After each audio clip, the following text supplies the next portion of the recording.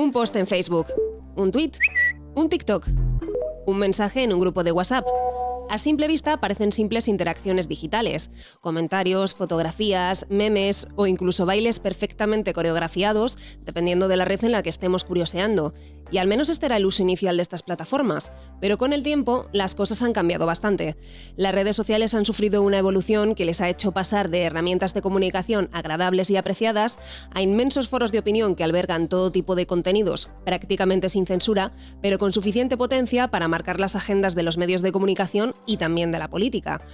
Hoy, en la lupa de ABC especial 23 de julio, nos preguntamos cómo afecta el impacto de las redes sociales en campaña y si los partidos están preparados para dar la batalla política digital.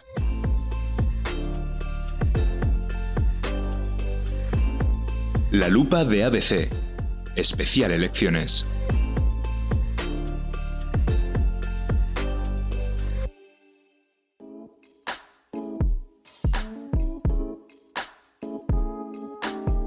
Según la última encuesta del INE sobre el equipamiento y uso de las tecnologías de la información en los hogares, en los últimos meses de 2022, más del 94,5% de la población de 16 a 74 años había usado Internet. Y según el Digital Report 2023 de la compañía We Are Social, 9 de cada 10 españoles, o lo que es lo mismo, unos 41 millones de ciudadanos, usamos redes sociales y durante una considerable cantidad de tiempo, que suele situarse en torno a las 2 horas diarias. Con estos datos, imaginarnos una vida sin redes se antoja complicado. Tal vez es un panorama deseado para unos cuantos, pero tenemos que mantener los pies en la tierra y reconocer que por ahora no van a desaparecer a corto plazo. Y que además son herramientas permeables cuyos contenidos calan en la sociedad. Y por pura lógica, la política no puede escapar a su impacto. No hay partido, ni presidente, alcalde o concejal que se precie que no tenga activado un perfil en prácticamente todas las plataformas. Y con mejor o peor acierto, tanto ellos como sus equipos tratan de adaptar la comunicación con los ciudadanos por este flanco. Así que es normal que en periodo electoral los esfuerzos por acceder a los votantes, tanto los afianzados como los potenciales, se noten en redes. Pero ¿cómo se prepara una campaña en clave digital? Para darnos todos los detalles charlamos con Nerea Sanabria, consultora en comunicación política que trabaja en la agencia de comunicación especializada en comunicación política e institucional La Base. Y si pensaban que la estrategia en redes va por libre, se van a llevar una sorpresa. Es un error pensar, y es bastante común, que se preparan campañas políticas para redes sociales. Las redes sociales simplemente son un vehículo más dentro de la campaña, ¿no? Una pata más dentro de la campaña, pero primeramente se prepara una campaña genérica y digamos que las redes sociales simplemente plasmarían la esencia de esa estrategia diseñada. Aclarado este punto, no hay que perder de vista que esta parte de la estrategia tiene que cumplir una serie de características que nos detalla Sanabria. Una es definir el objetivo, porque al final no todas las campañas por redes sociales tienen conseguir alcance, ¿no? Hay algunos proyectos que simplemente van orientados más a fidelizar su mensaje o a ir a determinados targets, o sí puede ser que en otro momento buscar otros públicos, pero no todos tienen el objetivo de conseguir alcance, o sea, mucho más alcance y llegar a todo el mundo, porque al final no es el objetivo de todos los proyectos. Otra sería la coherencia, pues es una estrategia común, tanto offline como online, entonces tiene que tener coherencia entre, por ejemplo, algo que ejemplifica mucho lo que estoy comentando es el tono, ¿no? Si las personas en primera línea de este proyecto, si se trata de cuentas de partidos y mucho más si se trata de candidatos o candidatas, tiene que tener el tono en el que se exprese esa persona en la vida real. Eso es esencial porque si no, los contenidos que creamos no servirían para nada. Y por último, la segmentación. Es muy importante saber a quién nos vamos a dirigir y hablarles a ellos o a ellas y eso, segmentar el mensaje a esas personas, porque si tiramos dardos a todos no vamos a llegar a nadie. En nuestra búsqueda del ejemplo perfecto que ilustre la estrategia en redes que siguen nuestros políticos, no hay que remontarse demasiado en el tiempo. Ganas, tú ganas. Ganas de Madrid con ganas. La presidenta de la Comunidad de Madrid, Isabel Díaz Ayuso, fue la protagonista de este spot lanzado para la campaña de las elecciones autonómicas y municipales del pasado 28 de mayo y que creció como la espuma. Ahora bien, ¿se puede saber de antemano si un producto así va a ser un triunfo o por el contrario un absoluto fiasco? Tú cuando estás planteando un contenido puedes intuir que va a funcionar bien, porque al final todo ahora en redes todo se puede medir, pero realmente nunca tienes la certeza. Y es verdad que puede ser que consigas tu objetivo, que es alcance, pero se puede volver volver en contra. ¿Podrías conseguir tu objetivo, que es tener alcance? Sí, pero a lo mejor no son tus metas, que es que genera arraigo. Pero vamos, como en la vida y en la política, nada es casual, y sí que es verdad que se pueden utilizar ciertos contenidos para saber que aunque vayan a tener más críticas que halagos, pues a lo mejor el objetivo es generar ruido. Aunque podamos pensar que tener todo detalle bajo control es una apuesta sobre seguro, no hay que olvidar que la naturalidad humaniza y genera cierta sensación de cercanía, siempre y cuando se mantenga dentro del carácter propio del personaje y no se caiga en la caricaturización, que podría provocar el efecto contrario al que se busca, el generar empatía. Pero no hay nada más humano que meter la pata hasta el fondo, y los fallos de comunicación también pueden ocurrir en campaña. Ahora bien, ¿un TikTok, un tuit, un vídeo son suficientes para hundir a un candidato? No, desde luego que no. O sea, lo que comentamos, al final una campaña es como muchos cables entrecruzándose y no funciona por un solo contenido. Y ya no es esto, es que la velocidad a la que corre la información en redes es tan rápida que hoy algo es viral y por suerte o por desgracia, en el caso que digas, pues te ha hundido este contenido o te ha alzado, mañana ya no se acuerda a nadie porque seguro que hay otro contenido que o está alzando o echando por tierra a otra persona. O sea, la velocidad es increíble y no tiene tanta durabilidad como para que consiga llevar al traste una campaña. Ahora que tenemos claro cómo puede funcionar un TikTok en campaña, por decirlo rápido y simple, y cómo la vertiente digital se ha convertido en un pilar básico de cualquier estrategia, no está de más preguntarse si nuestra clase política está entendiendo realmente su importancia y si sabe sacarle partido. Justo estas últimas elecciones municipales han sido como la que ha reafirmado la importancia de las redes, y hemos visto cómo a nivel local, sobre todo, muchísimos proyectos se han puesto las pilas, pero es verdad que ha sido como la transición. Les ha pillado un poco a traspiés en algunos aspectos, ¿no? Creo que este es el momento en el que han despertado. Las últimas elecciones ya se vio un poco de repunte en comunicación política, pero estas sí que han sido las que se han dado cuenta de la importancia que tienen, o por lo menos que tienen que estar presentes en sus campañas. Ya hemos dicho que no son definitorias, pero sí que es muy importante. Es ahora donde se ha visto, pues sí, los primeros pasos de algunos, ¿no? Que como tú comentabas aún se les ve un poco torpes, pero creo que en las próximas elecciones ya veremos un cambio brutal y que estará mucho más profesionalizado todas las campañas a nivel de redes sociales. De cualquier forma, hay un segmento que parece resistirse a los cantos de sirena de los candidatos cada vez que hay una llamada a las urnas, y paradójicamente es el que más consume y utiliza las redes sociales.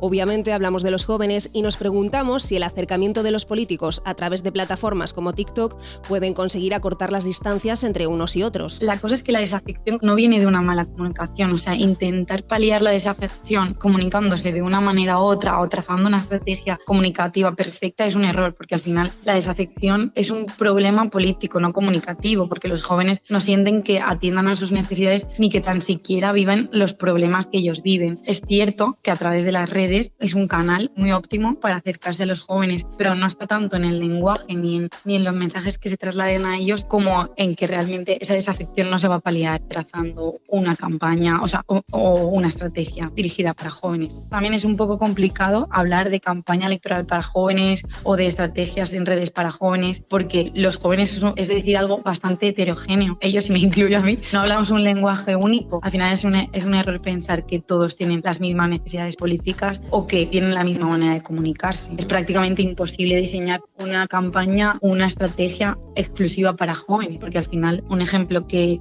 suelo poner yo es el tema de la vivienda. Sería mucho más útil hacer campañas con tus propuestas para vivienda. Entonces, la gente o los jóvenes que se sientan afectados por el tema de la vivienda se sentirían identificados, pero no por ser joven te ves a lo mejor en la tesitura de tener problemas en la vivienda, o al revés. Entonces creo que es mucho más inteligente formular las estrategias o las campañas a nivel de necesidad, que es donde está probado que se ve la desafección, más que a tratar de comunicarse con un sector tan amplio. En resumen, el impacto de las redes en las campañas electorales está sujeto a cómo funcione toda la estrategia puesta en marcha ante un proceso electoral y dependerá de cuáles sean los objetivos y la coherencia de nuestro mensaje. Sin embargo, una campaña así puede estar diseñada al milímetro y cumplir todos los estándares de calidad que se le pueden exigir, que, como todo contenido que encontremos en las redes, adolecerá de un problema que trae de cabeza a todo aquel que tenga un mínimo de apego a la información veraz. Y ese problema es la intoxicación, la desinformación y los bulos que plagan Internet, y del que tampoco se libran las campañas electorales. Es el gran reto, ¿no? El gran problema al que se enfrenta la comunicación política y las redes sociales en general, evidentemente que afectan un montón. Lo hemos visto tanto en las municipales como lo vamos a ir viendo en las generales, y creo que lo único que podemos hacer es que debería haber un compromiso firme, tanto en los medios de comunicación como en los profesionales de la comunicación política, como en los partidos, para evitar estas prácticas, porque al final lo único que generan es ruido y creo que no benefician a nadie, ni a quien las impulsa, ni a quien son los perjudicados, porque al final todos nos vemos arrollados por esa espiral que no lleva a ningún lado, y es el gran reto.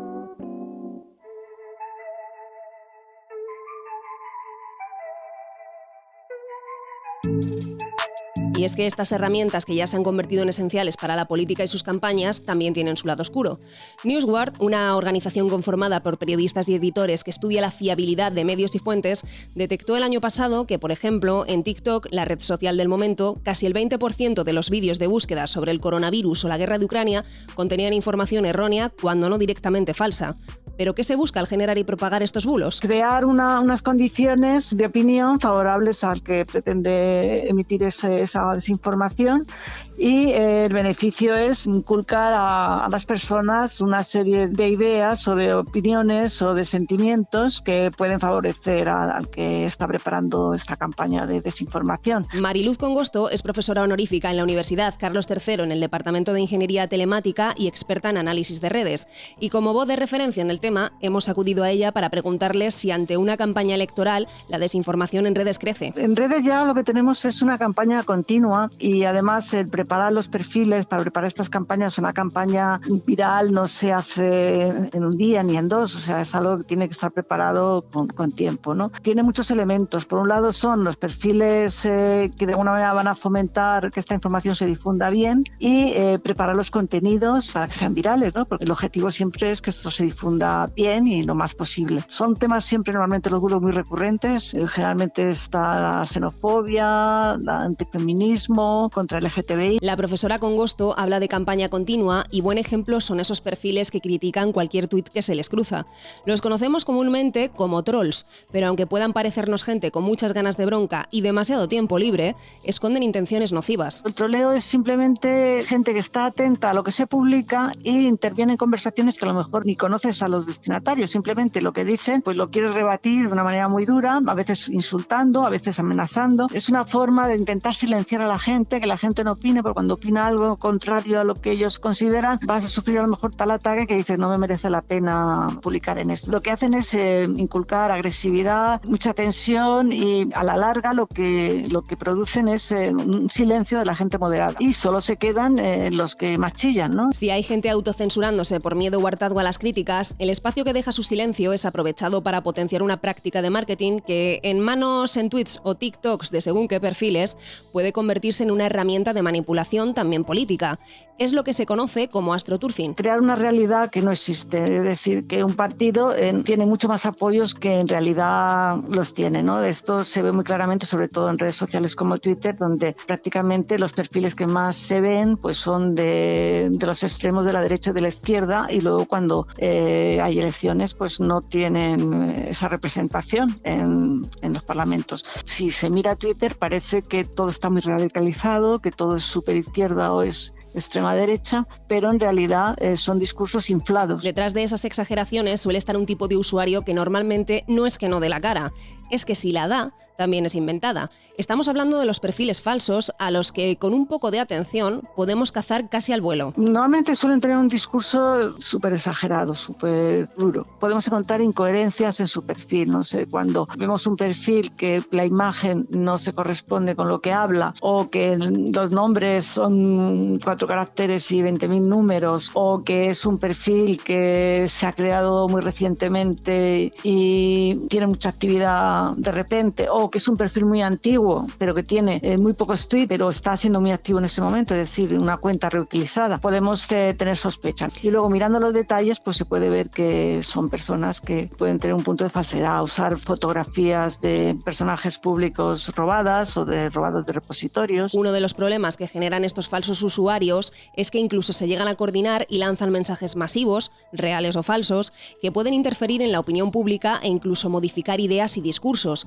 Así que no está de más preguntarnos si la política ha caído en las garras de esta manipulación. Los partidos normalmente pues tienen como sus líneas rojas y intentan pues no pasarlas, aunque últimamente pues están como muy agresivos. Pero siempre se utiliza este tipo de perfiles que son anónimos, que son simpatizantes de la causa pero que no son parte de la estructura de la causa y que tienen mucha más libertad a la hora de publicar cosas. Y entre ellos están coordinados por la afinidad ideológica que tienen, entonces bueno, pues se pueden coordinar por Telegram o se pueden coordinar por algún canal que sea oculto para difundir cierto tipo de noticias, hacer que esas noticias se difundan en un periodo muy corto de tiempo para que sean tendencia y tengan mucha más visibilidad. Hay una organización entre ellos, no son lobos solitarios. Los estudios apuntan a que cada vez hay menos gente que se informa a través de los medios y que acuden a las redes para mantenerse al día de lo que ocurre.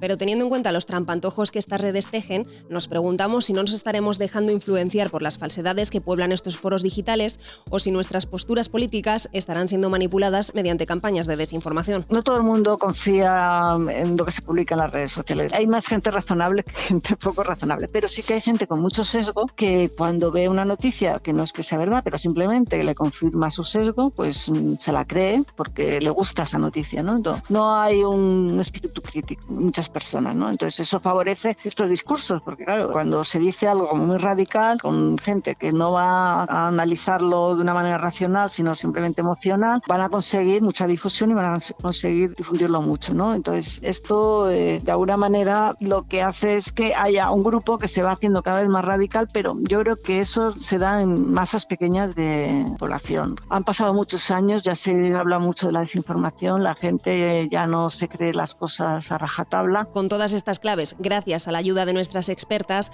solo nos queda ver cuál será el uso que le darán nuestros políticos a sus redes esta campaña. Seguramente habrá mucha tela que cortar, pero eso ya lo dejamos para próximos episodios de nuestro podcast.